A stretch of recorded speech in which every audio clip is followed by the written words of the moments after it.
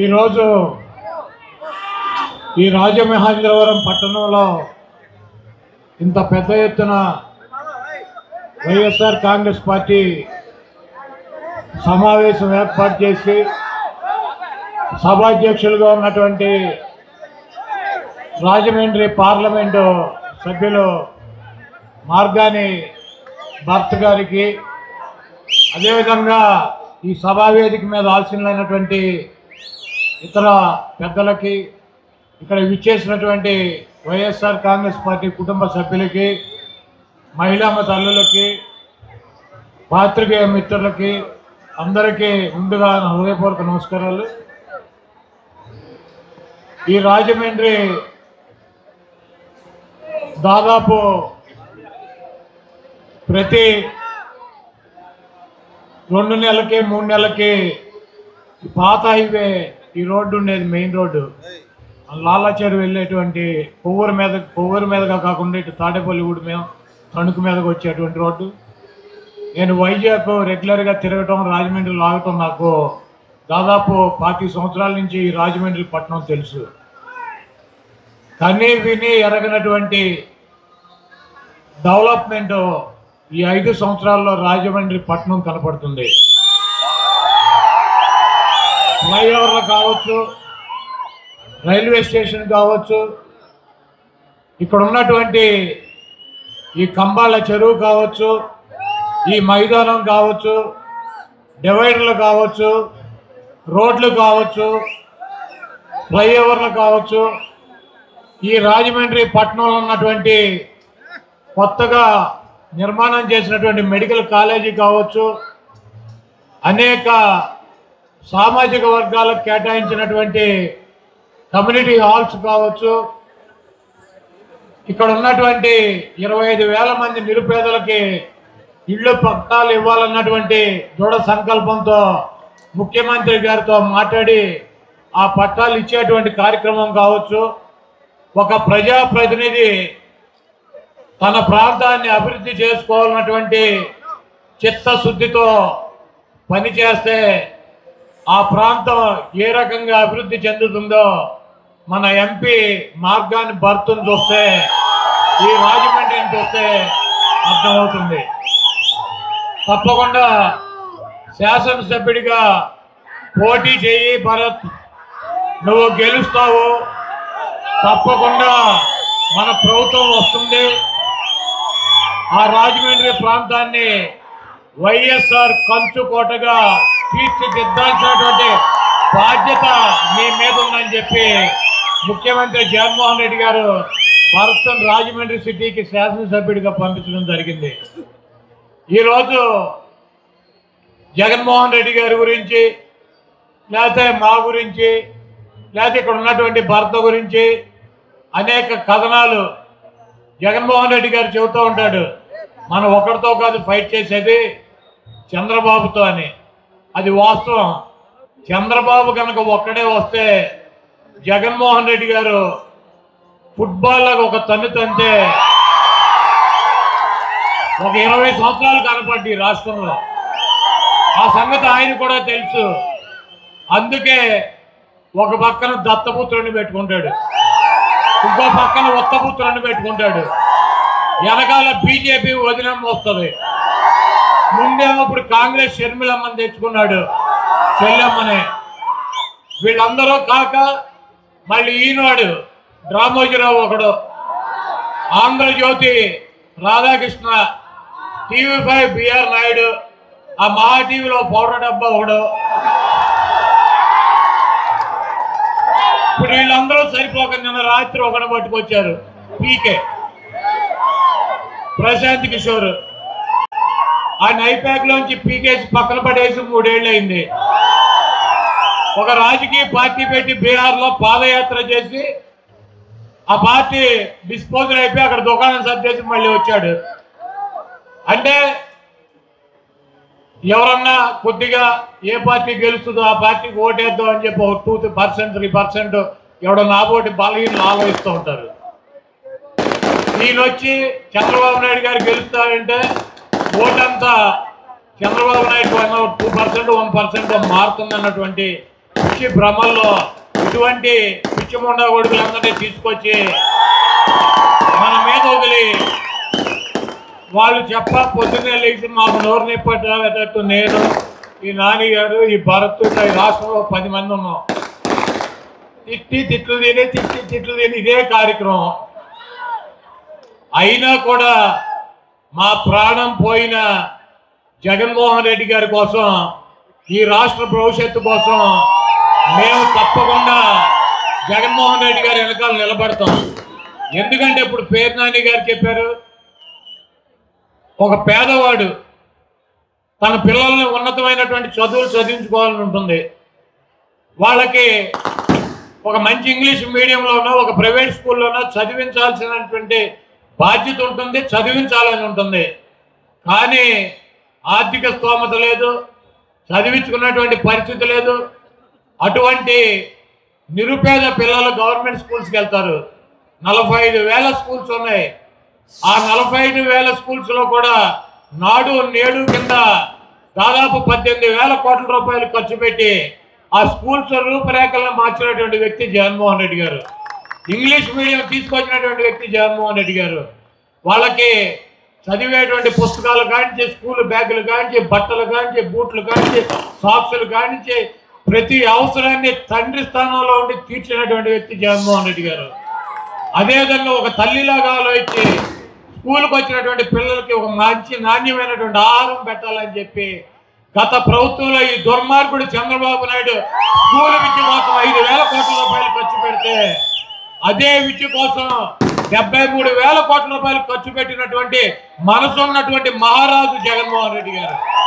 అటువంటి వ్యక్తిని మనందరం కూడా కాపాడుకోవాల్సినటువంటి అవసరం ఉంది. ఈరోజు ఆరోగ్య సమస్యలు వస్తాయి. ఒక 50,000, 1,00,000, 2 లక్షలు పెట్టి వైద్యం చేయించుకోలేనటువంటి పరిస్థితి.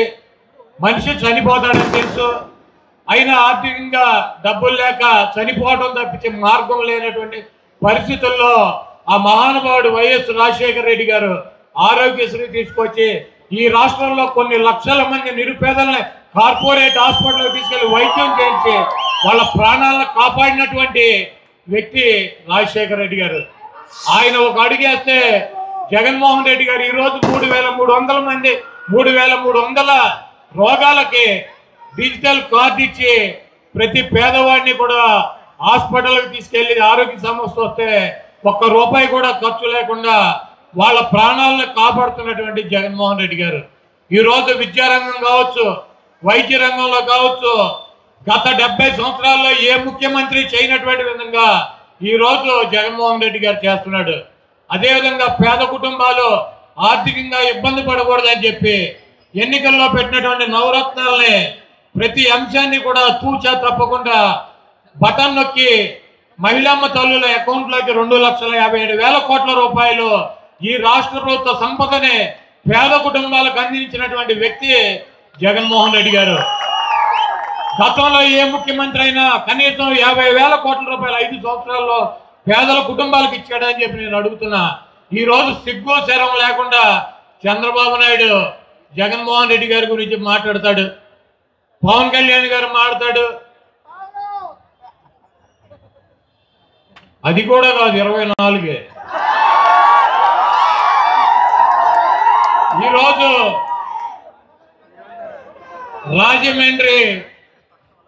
రాజమండ్రి పార్లమెంటు సభ్యులుగా గూడూరు శ్రీనివాసరావు గారు, అదేవిధంగా రాజమండ్రి అర్బన్ శాసనసభ్యుడిగా మార్గాని భరత్ పోటీ చేస్తున్నారు. వీళ్ళిద్దరినీ కూడా అఖండమైనటువంటి మెజారిటీతో గెలిపించి శ్రీనివాస్ గారిని పార్లమెంట్కి, భరత్ని శాసనసభ్యుడిగా అసెంబ్లీకి మీరు పంపించాలని చెప్పి కోరుతూ, అదేవిధంగా ఈ రాజమండ్రి పార్లమెంట్లో ఉన్నటువంటి 7 అసెంబ్లీ స్థానాలు కూడా జగన్మోహన్ రెడ్డి గారు పెట్టినటువంటి అభ్యర్థుల్ని గెలిపించడానికి మీకున్నటువంటి సంబంధాలు, మీకున్నటువంటి స్నేహాలు, మీకున్నటువంటి బంధుత్వాలతో 7 అసెంబ్లీ నియోజకవర్గాల్లో కూడా ఈ పార్లమెంటులో ఉన్నటువంటి 7 అసెంబ్లీ, పార్లమెంట్ సభ్యులను 8 మందిని కూడా గెలిపించాలని చెప్పి కోరుకుంటూ ఇందాక ఒక వీడియో విన్నాం. ఆదిరెడ్డి అప్పారావు వాలంటీర్కి వార్నింగ్ ఎంత ఉంటాడు. ఒక ఆడపిల్లకి ఫోన్ చేసి వార్నింగ్ అంటే ఆడపిల్లకి ఫోన్ చేసి బెదిరిస్తాం మగదనమా?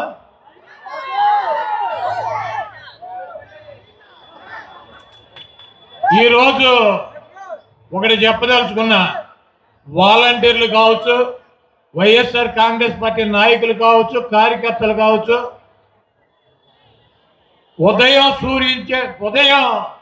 ఉదయించేటువంటి సూర్యుడు తూర్పును ఉదయిస్తాడో లేదో నాకు తెలియదు, కానీ మే ఆఖరికి జగన్మోహన్ రెడ్డి గారిని ముఖ్యమంత్రిగా ప్రమాణ స్వీకారం చేయకుండా ఆపగలిగేటువంటి దమ్ము సత్తా ఈ రాష్ట్రంలో ఏ ఒక్కడికి కూడా లేదు. ఎందుకంటే చంద్రబాబు నాయుడు ఒక్కడే వస్తే గెలవలేడన్న సంగతి చంద్రబాబుకు తెలుసు. కాబట్టి దత్తపుత్రుడిని తెచ్చుకున్నాడు. ఈరోజు మీరందరూ ఆలోచించుకోండి, చంద్రబాబు నాయుడు సామాజిక వర్గం కమ్మ 3% ఓటింగ్ ఉంటుంది. 3% ఓటింగ్. ఆ పార్టీలో తెలుగుదేశం పార్టీలో 30 సీట్లు ఇచ్చుకున్నాడు. వాళ్ళకి 30 పైనే. ఆయన గెలవలేడు. ఆయన సామాజిక వర్గం ఆ పార్టీని గెలిపించలేదు. 30 సీట్లు ఇచ్చుకున్నాడు. సిగ్గు లేకుండా పవన్ కళ్యాణ్ రా రా రా రా అని పిలిచి ఆయనకి 20% సామాజిక వర్గం ఉన్నటువంటి ఆ పార్టీకి 24 సీట్లు ఇచ్చాడు. సిగ్గు లేకుండా ఈయన ఇవ్వటానికి సిగ్గు లేకపోయినా, తీసుకుంటాక ఆయనకి లేకపోయినా, చూసేటువంటి ఇవన్నీ కూడా పరిశీలించేటువంటి ఆ సామాజిక వర్గానికి తప్పకుండా విచక్షణ ఉంటుంది. రేపు రాబోయే రోజుల్లో ఈ దుర్మార్గమైనటువంటి చంద్రబాబుని అదే సామాజిక వర్గం, అదే పవన్ కళ్యాణ్ గారి పార్టీ నాయకులు, కార్యకర్తలు, జన సైనికులే చంద్రబాబుని పాతాళంలో తొక్కి ఇంకా ఈ రాష్ట్రానికి పట్టినటువంటి దరిద్రం వదిలిస్తాకి వాళ్ళు సిద్ధంగా ఉన్నారు. ఈ రాష్ట్రంలో వెన్నుపోటుకి బ్రాండ్ అంబాసిడర్లు ఎవరు? చంద్రబాబు దెబ్బకు ఇంకంతకుముందు ఒక ఆయన ఉన్నాడు, ఆయన మర్చిపోయారు అసలు. ఎవరో Nadendla Bhaskar Rao. NT Ramarao 85లో heart operation చేసుకుందని ఇక్కడ ఫ్లైట్ ఎక్కాడు. ఆయన అక్కడ దిగేటప్పటికి వెన్నుపోటు పొడిచాడు ఒక ఆయన. 95లో కరెక్ట్గా 10 సంవత్సరాలకి రామారావు లండన్ వెళ్ళాడు. ఆయన వచ్చేటప్పటికి ఇంకోటి పొడిచేశాడు వెన్నుపోటు. ఎన్టీ రామారావునే వెన్నుపోటు పొడిచి ఆయన సీట్లోంచి తీసి పక్కన పడేశారు. ఎవరో నాదెండ్ల నారా, వీళ్ళిద్దరూ. మన తాడేపల్లిగూడెం సభలో చూసారా, పవన్ కళ్యాణ్ గారి మధ్యలో కూర్చుంటే ఒకడటు ఒకడిటో కూర్చున్నారు, ఒకడటు ఒకడిటో కూర్చున్నారు. జన సైనికులు కావచ్చు, జనసేన కార్యకర్తలు కావచ్చు, ఆయనకు ఓటేద్దాం అన్నటువంటి సామాజిక వర్గం కావచ్చు, ఆయన అభిమానులు కావచ్చు, ఇద్దరు వెన్నుపోటుదారులతో పవన్ కళ్యాణ్ గారు ప్రయాణం చేస్తున్నాడు. ఎప్పుడు ఎవడు ఎలా పొడిచి ఏమి చేస్తారో ఈ రాష్ట్రంలో ఉన్నటువంటి ఆయనకి తప్పించి ఈ ప్రజలందరికీ కూడా తెలుసు. కాబట్టి ఆయన ముందు కాపాడుకోవాలంటే ఈ చంద్రబాబు నాయుడిని పాతాళంలోకి తొక్కి జనసేన సైనికులు, జనసేన కార్యకర్తలు డెఫినెట్గా తెలుగుదేశాన్ని ఓడించాలని చెప్పి రేపు పిఠాపురంలోనో, భీమవరంలోనో, లేకపోతే ఇంకో చోట ఎక్కడో చోట పవన్ కళ్యాణ్ గారు ఈ ప్రాంతంలోనే పోటీ చేస్తాడని చెబుతున్నారు. ఎవరు ఓడిస్తారు ఆయన్ని? మా రామోజీరావు, మా రాధాకృష్ణ, మా బిఆర్ నాయుడు, మా పౌడర్ డబ్బా వీళ్ళు చెబుతున్నారు. జగన్మోహన్ రెడ్డి గారు అంట పవన్ కళ్యాణ్ని పోటీస్తాకి ప్రత్యేక వ్యూహం పన్నుతున్నారంట. జగన్మోహన్ రెడ్డి గారు 175 చోట్ల మా ప్రత్యర్థులను ఓడించి వైఎస్ఆర్ కాంగ్రెస్ పార్టీ అభ్యర్థులను గెలిపించుకుంటాకి ఆయన వ్యూహం పన్నుగానే ఉంటాడు. దాంట్లో పవన్ కళ్యాణ్ ఉండొచ్చు, చంద్రబాబు ఉండొచ్చు, లోకేష్ ఉండొచ్చు, లేకపోతే ఆదిరెడ్డి వాసు ఉండొచ్చు, లేకపోతే మా వయసు అయిపోయిన బుచ్చి సోదరు ఉండొచ్చు, అందరూ ఉంటారు దాంట్లో. మాకేం స్పెషల్గా పవన్ కళ్యాణ్ చంద్రబాబు అని ఉండదు. మా అభ్యర్థులు గెలిపించుకోవటమే వైఎస్ఆర్ కాంగ్రెస్ పార్టీ శ్రేణులు జగన్మోహన్ రెడ్డి గారి వ్యూహం. పవన్ కళ్యాణ్ గెలిస్తే పక్కలో పల్లెలాగా చంద్రబాబుకు ఉంటాడు. మళ్ళీ నాకు షేర్ కావాలంటాడు, ఒక ఆయన లెటర్ రాస్తాడు, ఈయన కూడా 2 ఏళ్ళు ముఖ్యమంత్రి ఉండని. ఇవన్నీ కూడా తలనొప్పులు ఆయనకే ఉంటాయి. కాబట్టి ఆయనకేమో 100 సీట్లు గెలవాలని చంద్రబాబు ప్రయత్నం చేస్తాడు. పవన్ కళ్యాణ్ గారు ఎక్కడన్నా పోటీ చేస్తే ఈ తెలుగుదేశం వల్ల ఆయన ఓడించేటువంటి అవకాశం ఉంటుంది. కాబట్టి ఈ గుంట నక్కలతో ప్రయాణం చేసేటువంటి పవన్ కళ్యాణ్ కానీ, లేకపోతే పవన్ కళ్యాణ్ అడ్డం పట్టుకుని చంద్రబాబు గెలవాలి, ఈ ప్రాంతంలో జగన్మోహన్ రెడ్డి గారిని తప్పించాలన్నటువంటి ప్రయత్నం కానీ, ఇవన్నీ కూడా ప్రజలు గమనిస్తున్నారు. తప్పకుండా వీళ్ళకి బుద్ధి చెప్తారు. ఇక్కడైతే రాజమండ్రిలో భర్తని మీరు శాసనసభ్యుడిగా గెలిపించి మీరు అసెంబ్లీకి కనుక పంపించినట్లయితే, మా గూడూరు శ్రీనివాసరావుని పార్లమెంట్ సభ్యుడిగా పంపించి ఢిల్లీ కనుక మీరు పంపించినట్లయితే ఈ ప్రాంతం, ఈ రాజమండ్రిలో ఉన్నటువంటి ఈ గోదావరి తీరం కని విని ఎరగనటువంటి అభివృద్ధి జరుగుతుంది. అదేవిధంగా మీ అందరికి కూడా ఇళ్ళు నిర్మాణం చేసి ఇచ్చేటువంటి కార్యక్రమం చేపడతారు. ప్రతి కుటుంబానికి సంక్షేమ కార్యక్రమాలు అందించేటువంటి కార్యక్రమం చేపడతారు. ప్రతి పిల్లల్ని కూడా చదివించేటువంటి పూర్తి బాధ్యతని ప్రభుత్వం తీసుకుంటుంది. మీ ప్రాంతానికి శ్రీనివాస్ గారు, భర్త గారు అండగా ఉంటారు. బీసీ సామాజిక వర్గానికి సంబంధించినటువంటి ఈ అభ్యర్థుల్ని ఇక్కడ జగన్మోహన్ రెడ్డి గారు పెట్టినందుకు బీసీలు, ఎస్సీలు, ఎస్టీలు, మైనార్టీలు, అగ్ర కులాలు ఉన్నటువంటి పేదలు వైఎస్ఆర్ కాంగ్రెస్ పార్టీకి సపోర్ట్ చేసి మీ 2 అమూల్యమైనటువంటి ఓటుల్ని పార్లమెంటుకి, అసెంబ్లీకి శ్రీనివాస్ గారికి, భర్త గారికి ఫ్యాన్ మీద ముద్రించి అఖండమైనటువంటి మెజార్టీతో గెలిపించండి. తప్పకుండా నేను పేర్నాని గారు గెలిచినాక మీతో పాటు ఇక్కడికి వచ్చి మీ ఆనందంలో పాలు పంచుకుంటామని చెప్పి తెలియజేస్తూ సెలవు తీసుకుంటున్నాను.